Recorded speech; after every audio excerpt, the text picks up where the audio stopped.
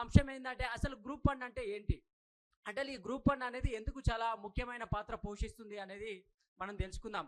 మనం గ్రూప్ 1 అనేది యాక్చువల్గా మనము TGPSC Telangana public service commission, ఈ తెలంగాణ పబ్లిక్ సర్వీస్ కమిషన్లో మనకు గ్రూప్ 1 అనేది చాలా కీలకంగా ఉంటుంది. ఈ గ్రూప్ 1 ఎగ్జామినేషను అనేది ప్రిలిమ్స్ మెయిన్స్ ఇంటర్వ్యూలో ఉంటుంది.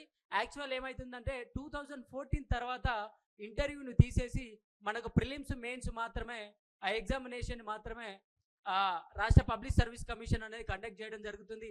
ఈ గ్రూప్ 1లో మనకు ప్రిలిమ్స్ మెయిన్స్ అనేది కీలకంగా మారుతుంది.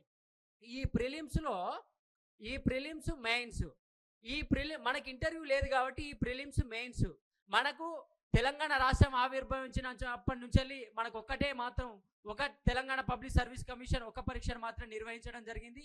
ఈ పరీక్షలలో మనకు ప్రిలిమ్స్లో 150 క్వశ్చన్స్ ఉంటాయి, 150 క్వశ్చన్స్ ఉంటాయి.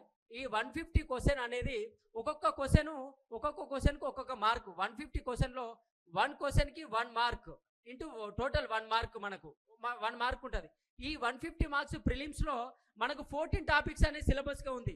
ఈ 14 టాపిక్స్ అనేది మనకు సిలబస్గా ఉంది కాబట్టి మనం ఏం చేయాల్సిందంటే ఈ ప్రిలిమ్స్ని మనం ఎలా క్లియర్ చేయాలి,